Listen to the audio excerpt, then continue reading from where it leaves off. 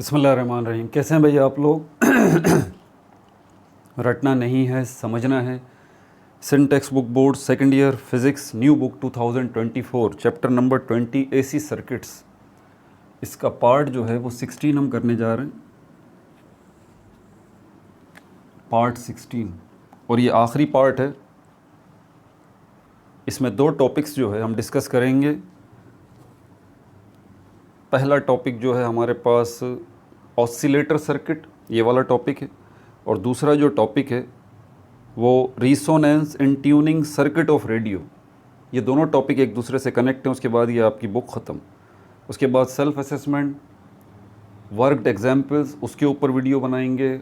MCQs, CRQs, ERQs, numericals, उसके ऊपर video बनाएंगे। कॉपी पेंसिल ले लीजिए, लेक्चर को नोट करना है और मुस्कुराते रहना है। ठीक है भाई।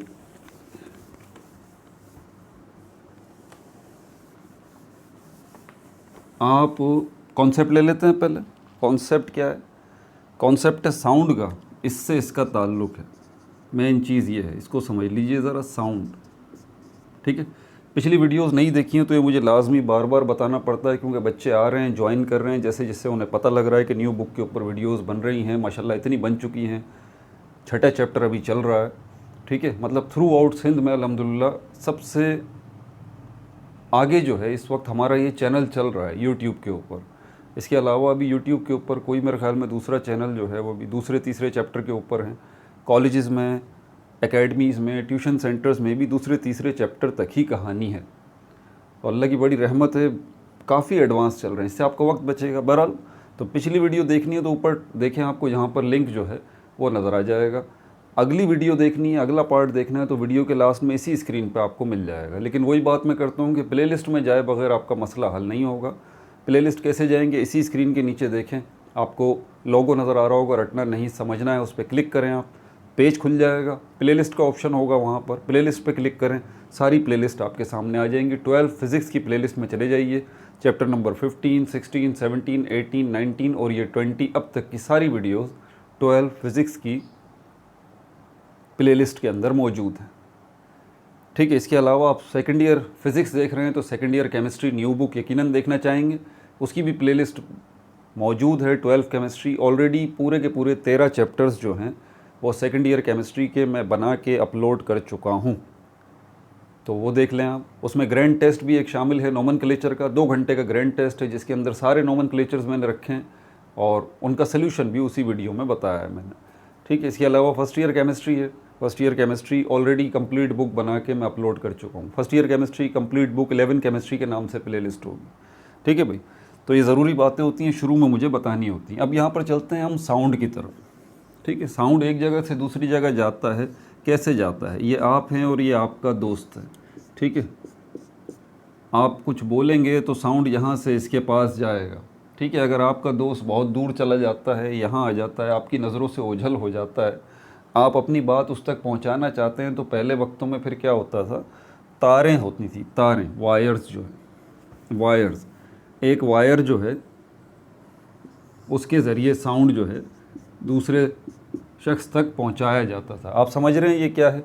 इसको हम टेलीफोन कहते हैं। टेलीफोन वायर के ज़रिए साउंड जो है वो एक जगह से दूसरी जगह जा रहा है। ठीक है भाई। अब फिर आगे जैसे जैसे ज़माना तरक्की करता गया तो फिर टेलीफोन वायर से सिस्टम ख़त्म होके अब जो है वायरलेस हो गया है। वायरलेस या कॉर्डलेस जिसको कहते हैं, कि अब भी आपका साउंड जो है वो एक जगह से दूसरी जगह जा रहा है। ठीक है। लेकिन अब वायरलेस जा रहा है, वायर्स के बगैर जा रहा है। अब कौन लेके जा रही हैं? वेव्स लेके जा रही हैं, वेव्स लेके जा रही हैं। तो ये वेव्स कहीं पैदा भी तो हो रही होंगी, कोई तो चीज़ है जो कि उसको पैदा कर रही है, इन वेव्स को, जो कि इस साउंड को लेके यहाँ से यहाँ तक आपके पास जा रही हैं। तो ये वेव्स कहाँ पैदा होती हैं जो कि इस साउंड को लेके आपके पास से आपके दोस्त तक जा रही हैं? ये एक डिवाइस पैदा करता है, एक इलेक्ट्रिकल डिवाइस है। ठीक है। उसको हम कहते हैं ऑसिलेटर सर्किट, उसमें लगा हुआ होगा। ऑसिलेटर सर्किट उस डिवाइस के अंदर लगा हुआ होगा। ऑसिलेटर सर्किट उस डिवाइस के अंदर लगा होगा। डिवाइस ये समझ लें एक बॉक्स है, ये डिवाइस है, इसको आप खोल के देखेंगे तो इसके अंदर एक सर्किट लगा हुआ होगा जिसको हम कहते हैं ऑसिलेटर सर्किट। ये क्या करेगा, ये वेव्स बनाएगा। बिल्कुल आसान लफ्ज़ों में आपको समझा रहा हूँ। ये ऑसिलेटर सर्किट वेव्स बनाएगा और ये वेव्स जो है आपके साउंड को लेके यहाँ से वहाँ जाएंगी। जो ले जाने वाली ये वेव्स हैं, इनका एक ख़ास नाम है। वेव्स बहुत सारी किस्मों की होती हैं। कलेक्टिवली तो इनको जो है हम जो वेव्स को दो कैटेगरी के अंदर डिवाइड करते हैं, मैकेनिकल वेव्स और इलेक्ट्रोमैग्नेटिक वेव्स। ठीक है, तो ये जो वेव्स हैं ये इलेक्ट्रोमैग्नेटिक वेव्स हैं और इनका नाम क्या है इन वेव्स का, इनको हम कहते हैं रेडियो वेव्स। रेडियो वेव्स, तो ये इलेक्ट्रोमैग्नेटिक वेव्स हैं। इंफ्रारेड इलेक्ट्रोमैग्नेटिक वेव्स हैं, अल्ट्रावायलेट इलेक्ट्रोमैग्नेटिक वेव्स हैं, और जो आपके ओवन में माइक्रोवेव्स हैं इलेक्ट्रोमैग्नेटिक वेव्स हैं। ठीक है, तो ये सारी की सारी पूरी फैमिली है इन वेव्स की जिनको हम कहते हैं इलेक्ट्रोमैग्नेटिक वेव्स। उन्हीं में से ये जो वेव है जिनको हम रेडियो वेव्स कहते हैं, ये बड़ी कमाल की वेव्स हैं और इनका काम क्या है, एक जगह से दूसरी जगह आपके साउंड को लेके जाना। ना सिर्फ साउंड को लेके जाना, आपकी पिक्चर्स भी एक जगह से दूसरी जगह यही रेडियो वेव्स जो हैं वो लेके जाती हैं। आपको कोई नुकसान भी नहीं पहुंचाती। इस वक्त भी आपकी जिस्म के इर्द गिर्द लाखों करोड़ों रेडियो वेव्स आ रही हैं, जा रही हैं। मुस्तकिल ये काम हो रहा है जो कि आपकी नज़रों से ओझल है। और इसके अलावा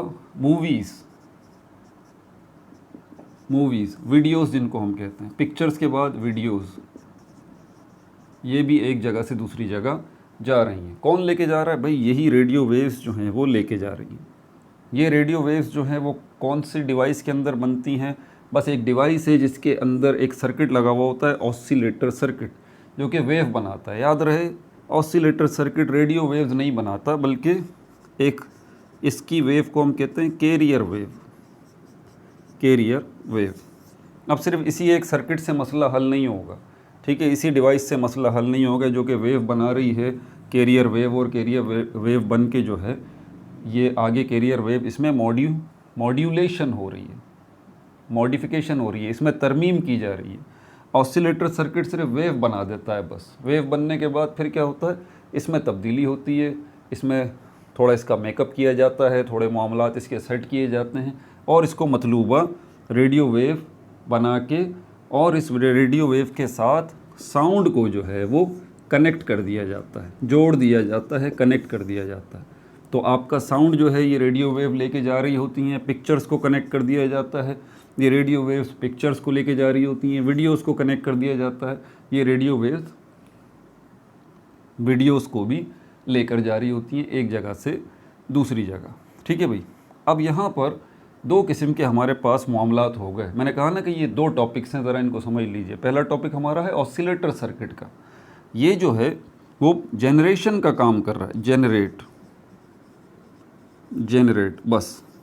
वेव जिसको कैरियर वेव, ये है वो मेन चीज़, ये है वो मेन चीज़। तो ऑसिलेटर सर्किट जो है वो जनरेट कर रहा है इस कैरियर वेव को और उसके बाद इसमें रद्दोबदल हो रहा है, इसमें तब्दीली हो रही है और उसके बाद रेडियो वेव्स के साथ इसको कनेक्ट करके और आपकी मतलूबा चीज़ इसको कनेक्ट करके ये एक मिक्सचर सा बनता है फिर इनका, और ये एक जगह से दूसरी जगह जाता है। टेक्निकल ज़बान में नहीं समझा रहा, बिल्कुल आसान भाषा में, आसान लफ्ज़ों में आपको समझा रहा हूँ कि भाई ये होता है। समझ में आ गई बात? तो ये ट्रांसमीटर है, ट्रांसमिट करने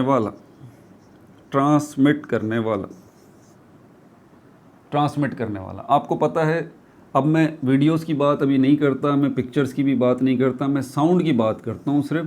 पहले वक्तों में आपको पता है रेडियो होते थे, आपके पास रेडियो है, आप उसको ट्यून करते हैं तो आपको मुख्तलिफ़ चैनल्स नज़र आते हैं। अभी भी देखें गाड़ियों में FM और AM, इन्हीं रेडियोज़ को हम ये नाम देते हैं, FM और AM ये कहते हैं ना, कार में भी लगे हुए होते हैं, आपको पता है इस चीज़ का।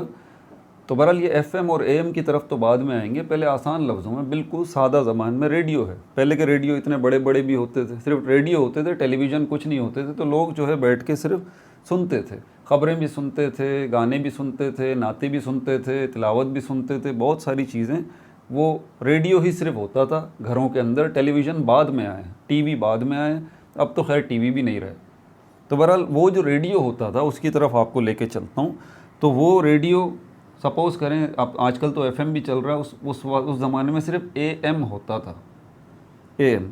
तो बहरहाल इसको FM और AM की बात नहीं करता, मैं चैनल्स की बात करता हूँ। जैसे आपके टीवी के ऊपर चैनल्स बने हुए होते हैं, ऐसी रेडियो के ऊपर भी चैनल बने हुए होते हैं मुख्तलिफ़ फ्रीक्वेंसीज़ के। 100, 110, 190, 210, ये क्या हैं? ये मुख्तलिफ़ चैनल्स हैं। मुख्तलिफ़ चैनल्स पे मुख्तलिफ़ चीज़ें आपको सुनने को मिलती थी रेडियो के ऊपर। किसी के ऊपर आपको सॉन्ग सुन रहे हैं तो किसी पे न्यूज़ सुन रहे हैं, जस्ट लाइक दिस।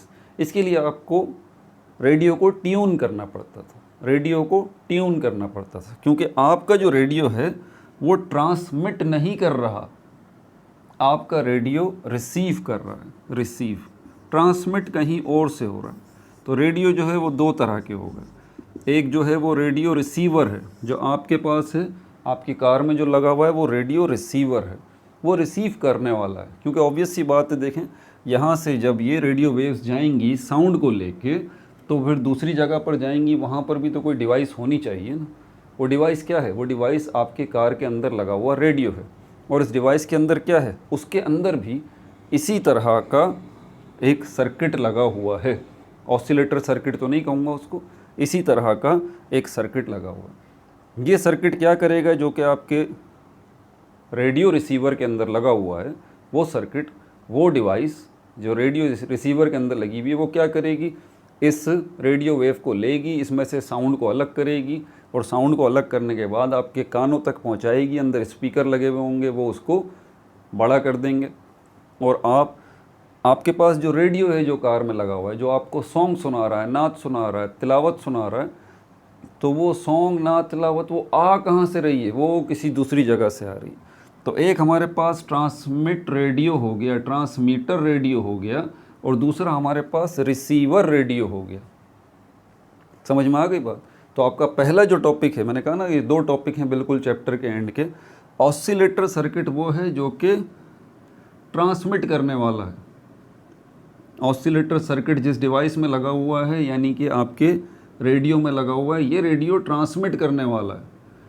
और आगे जो दूसरा सेटअप है रिसीवर रेडियो का, यहाँ पर आप जो चैनल चेंज कर रहे हैं, इसी में कर रहे हैं ना, रिसीवर रेडियो में जो चैनल चेंज कर रहे हैं, ठीक है, FM AM आप घुमा रहे हैं, 101, 110 लाइक दिस, तो ये इसको ट्यूनिंग कहते हैं। ये जो आप ट्यूनिंग कर रहे हैं, तो आप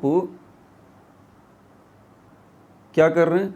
आप रिसीव करना चाहते हैं। अब यहाँ पर ये जो ट्रांसमिट रेडियो है, ठीक है, जो ट्रांसमीटर रेडियो है, तो ये सिर्फ सॉन्ग्स को ही ट्रांसमिट नहीं कर रहा रेडियो वेव्स की मदद से, ये ख़बरों को भी ट्रांसमिट कर रहा है। देखें सब हैं तो साउंड ना, ख़बरें भी ट्रांसमिट हो रही हैं, सॉन्ग्स भी ट्रांसमिट हो रहे हैं, नाते भी ट्रांसमिट हो रही हैं, काफ़ी चीज़ें ट्रांसमिट हो रही हैं यहाँ से। ट्रांसमीटर रेडियो जो है वो कर रहा है, जिसमें ऑसिलेटर सर्किट लगा हो। अब आप जो है, आपका मूड है कि मैं जो है ख़बरें सुनना चाहता हूँ, तो आप अपने रिसीवर सेट के ऊपर क्या करेंगे? ट्यून करेंगे, ट्यून करेंगे। तो रिसीवर रेडियो वाला जो टॉपिक है वो आपका दूसरा वाला है, क्या नाम है उसका? और आखिरी टॉपिक है आपके चैप्टर का, क्या नाम है उसका? रिसोनेंस in tuning circuit of radio. ये आपका आखिरी टॉपिक, आप बुक में देख लें, रिसीवर रेडियो वाला। और इससे पहले वाला टॉपिक जो अभी मैं बता रहा हूँ, वो क्या है आपका? ऑसिलेटर सर्किट, यानी कि आपकी रेडियो वेव्स को ट्रांसमिट करने वाला। इसमें जनरेशन भी होगी रेडियो वेव्स की। ठीक है भाई, समझ में आ गई बात? तो ये पूरा कॉन्सेप्ट जो है वो मैंने आपको बता दिया है कि ये दो टॉपिक आपको बोल क्या रहे हैं। अब चलते हैं इसके नोट्स की तरफ। अब नोट्स का, इसमें FM भी आपको बताऊंगा, AM भी बताऊंगा। तो इसके नोट्स जो हैं वो थोड़े से टिपिकल हैं, बड़ी मुश्किल अंग्रेज़ी यहाँ पर लिखी हुई है, लेकिन बहरहाल ये है कि मैं फिर भी बुलेट्स में आपको ज़रूर लिखवाऊँगा कि इसमें क्या क्या बातें की गई हैं, ताकि आपका कॉन्सेप्ट क्लियर हो। कोर कॉन्सेप्ट मैंने आपको दोनों टॉपिक्स का दे दिया, कोर कॉन्सेप्ट मैंने आपको दोनों टॉपिक्स का दे दिया। मैंने इसके नोट्स बनाए नहीं हैं बेसिकली, जो है ना, अब मैं डायरेक्ट PDF में से ही देख के आपको लिखवा देता हूँ। बच्चे कह रहे थे कि सर नोट्स बनवा दिया करें बोर्ड के ऊपर ही। देखें ये मुमकिन नहीं है, आप थोड़े दिन रुक जाएं, 10-15 दिन, बड़ी तेज़ी के साथ काम होता है जब भी नई बुक आती है ना, ठीक है। तो आपसे ज़्यादा लोग परेशान बैठे हुए होते हैं, वो बड़ी जल्दी आपके नोट्स जो है बना के मार्केट में आ जाएंगे बुक की शक्ल में, ठीक है, या टीचर्स ही बनवा देंगे। टीचर्स नहीं भी बनवाएंगे तो वैसे आजकल टीचर्स बनवाते नहीं हैं, ठीक है।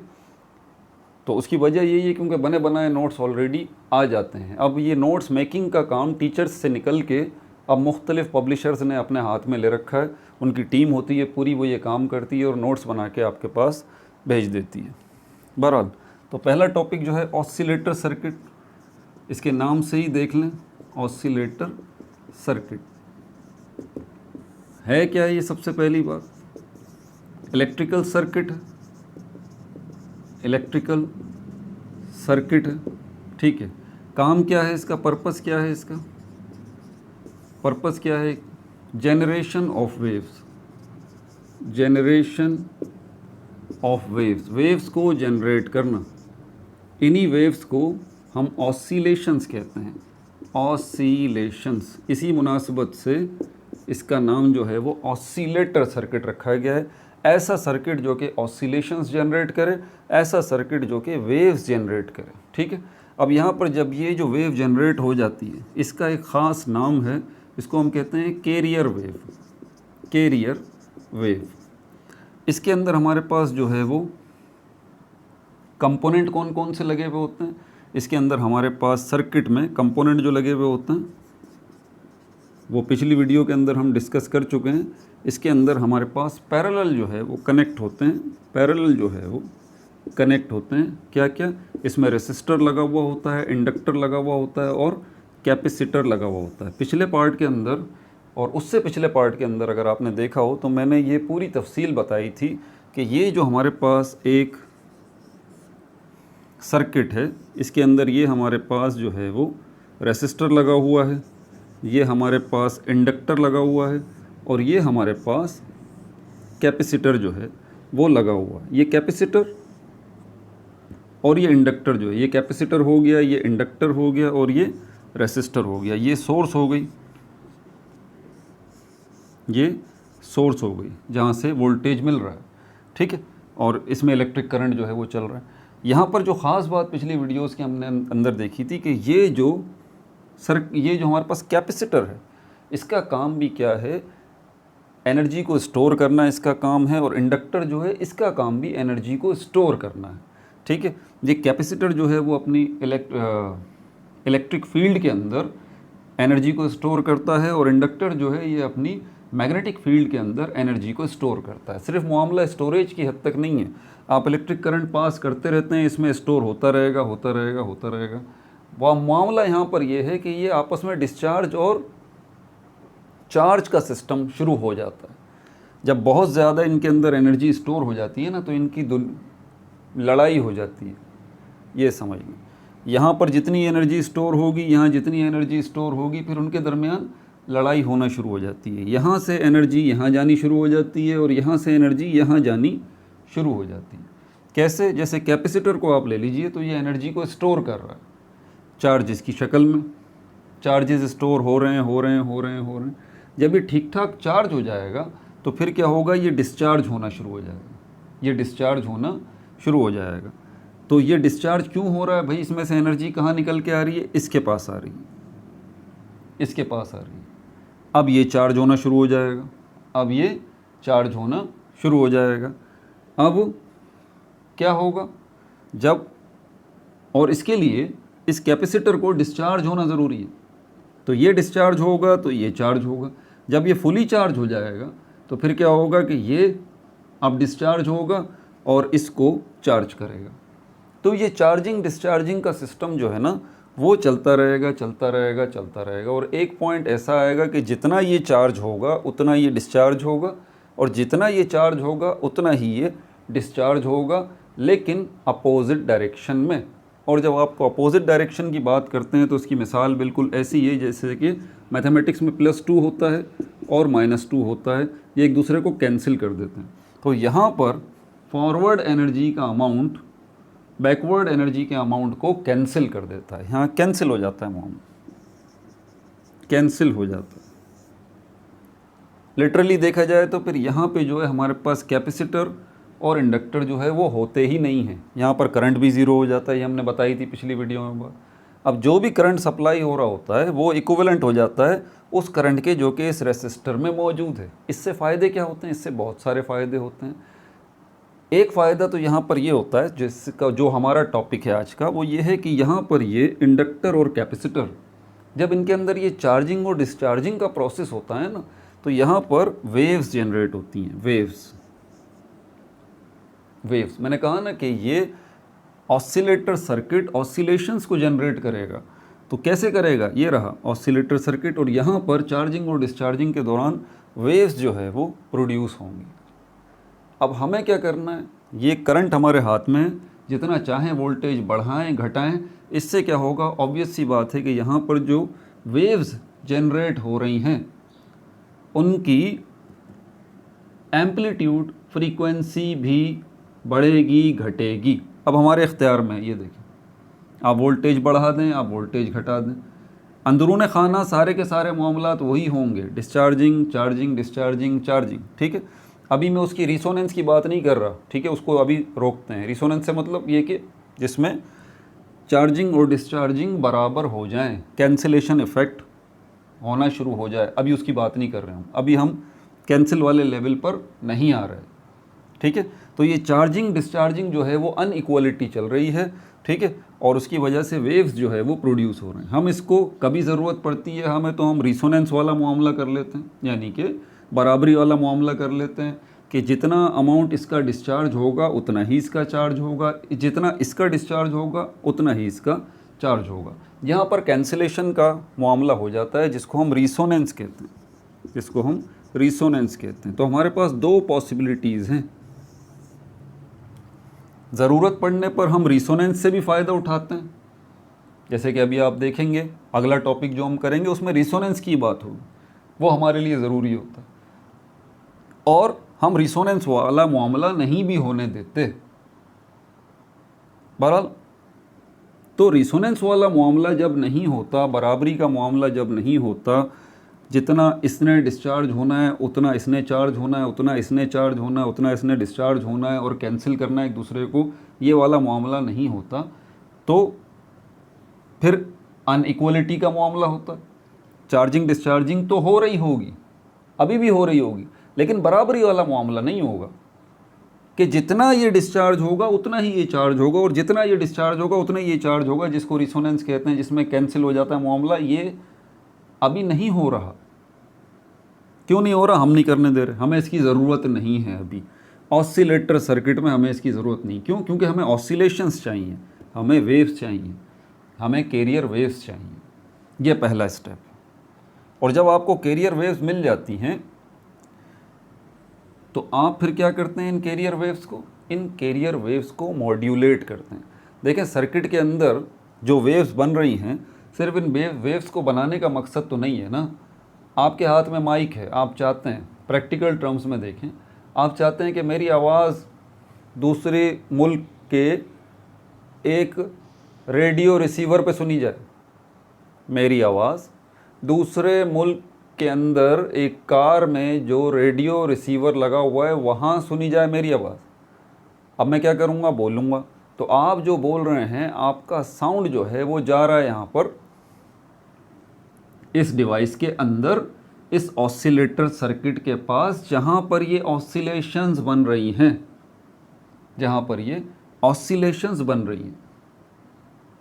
आपका साउंड जाएगा इन वेव्स के पास, उस डिवाइस के अंदर जहाँ पर ये ऑसिलेशंस बन रही हैं, जहाँ पर ये वेव्स बन रही हैं, जहाँ पर ये कैरियर वेव्स बन रही हैं। अब क्या होगा? आपका साउंड इन कैरियर वेव्स के साथ जुड़ेगा, और इसके साथ इसको थोड़ा सा और मॉडिफाई किया जाएगा, और इसको रेडियो वेव्स के साथ कनेक्ट करके भेज दिया जाएगा। रेडियो वेव्स अब ले जाएंगी आपके साउंड को, कहाँ ले जाएंगी? ओ, दूसरे मुल्क में जो कार है जिसमें रेडियो रिसीवर लगा हुआ है वहाँ पर ले जाएंगी। और वहाँ पर जो साहब बैठे हैं ना, उनको आप पहले ही बता देंगे कि भाई इस चैनल पे ट्यून कर लेना, देखो मेरी आवाज़ आ जाएगी। इस चैनल पे ट्यून कर लेना, देखो मेरी आवाज़ आ जाएगी। और वो साहब क्या करेंगे? उस चैनल पे ट्यून करेंगे, आपकी आवाज़ वहाँ पहुँच जाएगी। ठीक है, तो इस ज़रा कॉन्सेप्ट को समझ लें आप। तो यहाँ से जो वेव्स जनरेट हो गई हैं, अब ये वेव्स की जनरेशन और इसके साथ साउंड का कनेक्शन और साउंड को कनेक्ट करके जो है वो रेडियो वेव्स के साथ जोड़ के ट्रांसमिट करना, भेजना, ये सारा काम इस डिवाइस के अंदर हो रहा होता है, जिसका एक हिस्सा आपका ये ऑसिलेटर सर्किट है। उस पूरी डिवाइस का एक हिस्सा, उसमें बहुत सारी और चीज़ें लगी हुई हैं, लेकिन उस सब के अंदर उस पूरी डिवाइस का एक हिस्सा ये ऑसिलेटर सर्किट है। और ये जो आप तब्दीलियाँ कर रहे हैं ना, ये जो आप छेड़छाड़ कर रहे हैं, इस तब्दीली को हम क्या नाम देते हैं? एम्पलीट्यूड। इसको हम कहते हैं मॉड्यूलेशन, सॉरी, इसको हम क्या कहते हैं? मॉड्यूलेशन। मॉड्यूलेशन का मतलब होता है रद्दोबदल करना, चेंज करना, रद्दोबदल करना, चेंज करना। देखें, आप चेंज तो कर रहे हैं ना, सिर्फ यही थोड़ी कि आप जो आपके पास जो डिवाइस लगी हुई है, आप जो है क्या करें, उसमें जो है वो कोई उसमें वेव्स जो बना रहा है, जो ऑसिलेशंस वो डिवाइस बना रही है, जो ऑसिलेटर सर्किट वो कैरियर वेव्स बना रहा है, तो सिर्फ उससे मसला हल नहीं होगा ना। आपको अपने साउंड को कनेक्ट करने के लिए और फिर फाइनली रेडियो वेव्स में कन्वर्ट करने के लिए इसमें चेंज करना पड़ेगा। ये सारा काम ये डिवाइस ही करेगी, इसी के अंदर मौजूद कंपोनेंट करेंगे। और ये जो चेंजेस आप कर रहे हैं, इसको मॉड्यूलेशन कहते हैं। इसको क्या कहते हैं? मॉड्यूलेशन कहते हैं। अब आपने क्या करना है? ये मॉड्यूलेशन या चेंज जो आपने करना है, इस वेव के अंदर करना है। इस वेव से कनेक्टेड दो कॉन्सेप्ट हैं। एक हमारे पास एम्पलीट्यूड है, एम्पलीट्यूड है। दूसरा हमारे पास क्या है? फ्रीक्वेंसी है। फ्रीक्वेंसी है। फ्रीक्वेंसी का मतलब ये है कि कोई वेव कितनी फ्रीक्वेंट है, उसकी स्पीड कितनी ज़्यादा है। एम्पलीट्यूड का मतलब ये है कि एक वेव की हाइट कितनी होती है, कितनी हाइट पर एक वेव जाएगी। इसकी एम्पलीट्यूड देखें, इसकी एम्पलीट्यूड देखें, तो इसकी एम्पलीट्यूड वेव की इतनी है, इसकी एम्पलीट्यूड वेव की इतनी है। ये ज़्यादा, इसकी एम्पलीट्यूड ज़्यादा है, इसकी एम्पलीट्यूड कम है। समझ में आ रही बात? तो ये एम्पलीट्यूड जो है, मैंने कहा ना कि आप सिर्फ साउंड आप जब बोलेंगे, आपका साउंड जो है डिवाइस में जाएगा और वहाँ पर जाने के बाद उस डिवाइस के अंदर जो ये ऑसिलेटर सर्किट लगा हुआ है, जो वेव बना रहा है, ये ऑसिलेशंस बना रहा है। तो सिर्फ ये बनने से बात नहीं होगी, बल्कि इस सर्किट के अंदर जो वेव्स बन रही हैं, आपका साउंड उसके साथ कनेक्ट होने के लिए चेंज करना ज़रूरी है। यहाँ पर थोड़ा रद्दोबदल होगा इसके साथ, इस वेव के साथ। इसी को मॉड्यूलेशन कहते हैं। अब इस वेव्स के अंदर आप क्या चेंजेस करेंगे? आप नहीं करेंगे, वो डिवाइस ही खुद ब खुद करेगी अपने अंदर, ठीक है। जो दूसरे उसमें कंपोनेंट लगे हैं वो सब ये काम करेंगे। तो ये मॉड्यूलेशन जो इसके अंदर होगी वो दो तरह की होगी। ये चेंज जो इसमें होगा, जिसकी मदद से आपका साउंड इसके साथ कनेक्ट होगा, वो चेंज दो तरह का होगा, वो मॉड्यूलेशन दो तरह का होगा। या तो आप एम्पलीट्यूड में इसकी चेंज करेंगे, इस कैरियर वेव की एम्पलीट्यूड बढ़ाएंगे, घटाएंगे, लाइक दिस, या फिर आप इसकी फ्रीक्वेंसी जो है उसमें चेंज करेंगे, इसकी स्पीड को कम करेंगे या ज़्यादा करेंगे। दोनों मामलात से कि या तो आप एम्पलीट्यूड इसकी कम ज़्यादा करें, या फिर इस वेव की, कैरियर वेव की फ्रीक्वेंसी आप कम या ज़्यादा करें। इन दोनों मामलात से आप क्या कर सकते हैं? मॉड्यूलेशन कर सकते हैं। और अगर आप एम्पलीट्यूड की मदद से मॉड्यूलेशन कर रहे हैं तो हम इसको क्या कहते हैं? इसको हम कहते हैं AM। ये AM रेडियो है। और अगर आप फ्रीक्वेंसी की मदद से मॉड्यूलेशन कर रहे हैं, ये सारा काम कर रहे हैं, तो इसको हम कहते हैं FM। समझ में आ गया? FM 101, AM 901, समझ में आया? ये रेडियोज़ में लगे होते हैं ना, रेडियो को हम क्या कहते हैं? FM चल रहा है भाई। FM उसका नाम शॉर्ट पड़ गया, असल में वो रेडियो ही है। लेकिन आपके पास कौन सा रेडियो है? याद रहे, आपके पास रिसीवर्स है, रिसीविंग रेडियो है। आपके पास रिसीविंग रेडियो है, ट्रांसमिटिंग रेडियो कहीं और है। ट्रांसमिटिंग रेडियो वो उसी शख्स के पास है जो कि अपना साउंड पहुंचाना चाहता है। उसी का जो ट्रांसमीटर रेडियो है, उसी के अंदर ये ऑसिलेटर सर्किट लगा है जो कैरियर वेव बना रहा है, और वही वो डिवाइसेस से छेड़छाड़ करके इन वेव्स की, अब ये जो इसके पास जो है वो ट्रांसमीटर रेडियो जो इसके पास है, जो अपना साउंड पहुंचाना चाहता है। अब ये डिपेंड करता है कि उसके पास ट्रांसमीटर रेडियो है कौन सा, AM वाला है या FM वाला है। अगर AM वाला है तो यहाँ पर जो छेड़छाड़ होगी, जो मॉड्यूलेशन होगी, जो कनेक्शन होगी आपकी साउंड की इसके साथ, वो किस सेंस में होगी, इस वेव की एम्पलीट्यूड में चेंज करके, या फिर ये ट्रांसमिटिंग रेडियो जो है इसके अंदर जो सेटअप लगा हुआ है वो FM वाला है कि आप इस ट्रांसमीटर रेडियो में जब अपना साउंड शामिल करना चाह रहे हैं इस कैरियर वेव के साथ, तो आप इसकी फ्रीक्वेंसी के साथ मॉड्यूलेशन करके, चेंज करके अपने साउंड को इसके साथ शामिल कर रहे हैं, और ये बन गया FM setup.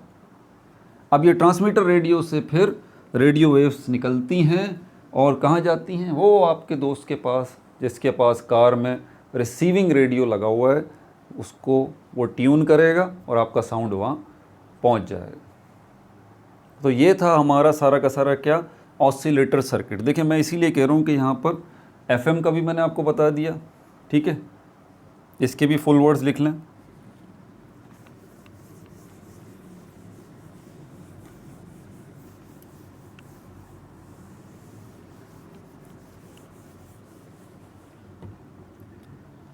Amplitude modulation AM,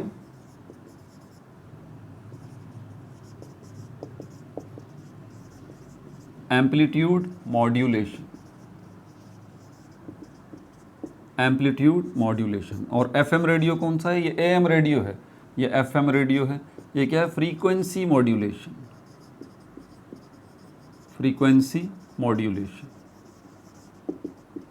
ठीक है। तो जो मैंने कहा था ना कि यार नोट्स अभी नहीं बनवा सकता, इसके मैंने बनाए भी नहीं है, आप कोर कॉन्सेप्ट जो है ना वो ले लीजिए, क्योंकि उसी में बहुत टाइम लग जाएगा। अब चलते हैं आपके दोस्त की तरफ, आपके दोस्त की तरफ जो कार में बैठा हुआ है, जिसके पास रेडियो रिसीवर लगा हुआ है, उसके पास चलते हैं। अगला टॉपिक हमारे पास कौन सा, रिसोनेंस इन ट्यूनिंग सर्किट। अब यहाँ रिसोनेंस का काम आएगा, resonance in tuning circuit, resonance in tuning circuit of radio, circuit of radio. आप इसके नाम पे गौर कर लेंगे ना, आपको पूरा कॉन्सेप्ट वैसे ही समझ में आ जाएगा। अब आप अपने दोस्त से क्या बोल रहे हैं, आप अपने दोस्त से बोल रहे हैं कि यार अपना रेडियो जो है वो दूसरे मुल्क में कार में बैठा है, आप अपने दोस्त को बोलते हैं यार रेडियो ट्यून करो। देखें उसके पास कौन सा है, उसके पास रिसीविंग रेडियो है। ज़्यादा इंक डाल दी, ओहो अक्सर हो जाता है ऐसा।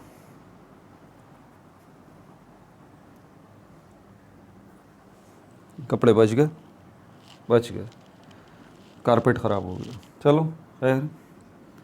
तो आपके दोस्त के पास क्या है, रिसीविंग रेडियो, उसके पास रिसीविंग रेडियो है। उसके रिसीविंग रेडियो में क्या है, उसमें भी सर्किट लगा हुआ है। उसका सर्किट कौन सा है, वही पैरेलल सर्किट जिसमें रेसिस्टर भी है, इंडक्टर भी है, कैपेसिटर भी है।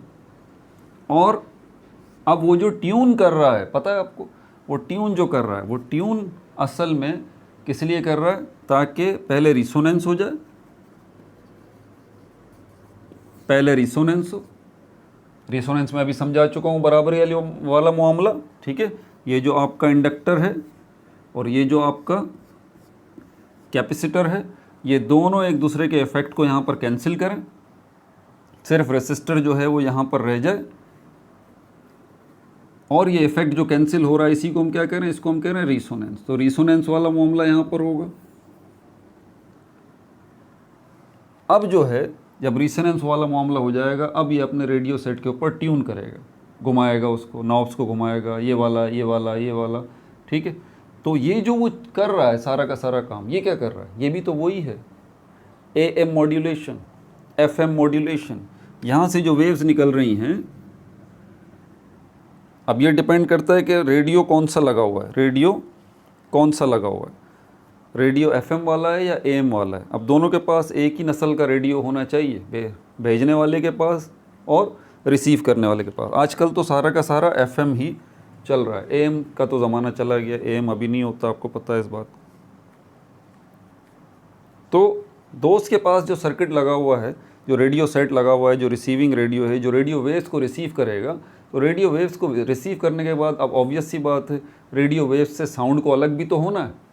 तो उसके पास जो रिसीविंग रेडियो है उसमें जो सर्किट लगा हुआ है और दूसरी डिवाइसेस लगी हुई हैं, ये काम करेंगी कि उन रेडियो वेव्स को रिसीव करेंगी, उसको में से रेडियो को अलग करेंगी, रेडियो वेव्स से साउंड को अलग करेंगी। और ये सारा काम जो मैं बता रहा हूँ कि रेडियो वेव्स से साउंड को अलग करेंगी, ये सारा काम, इसको हम कहते हैं मॉड्यूलेशन। और ये मॉड्यूलेशन किस तरह से होगा? दो तरह से होगा। या तो ये वेव्स जो आ रही हैं, ठीक है, ये वेव्स जो हैं, या तो इनकी एम्पलीट्यूड जो है इसमें चेंज होगा, इसमें मॉड्यूलेशन होगी, या फिर इनकी फ्रीक्वेंसी में मॉड्यूलेशन होगी। सेम प्रोसेस यहाँ पर भी होगा, सेम प्रोसेस यहाँ पर भी होगा। लेकिन कब होगा? जब सर्किट जो है रेडियो का, आप उसमें रिसोनेंस वाला मामला कर देंगे।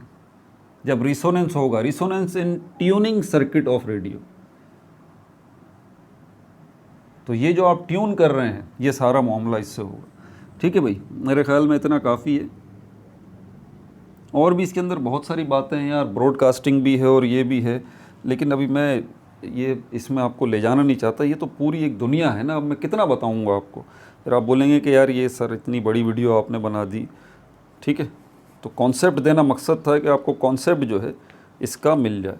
ठीक है भाई, तो अपना बहुत ज़्यादा ख्याल रखिएगा। अब जो है हम इसकी वर्कड एग्जाम्पल सेल्फ असेसमेंट्स जो हैं वो कर लेंगे, MCQs, ERQs, CRQs, न्यूमेरिकल्स। अपना बहुत ज़्यादा ख्याल रखिएगा। No like no subscribe, only share.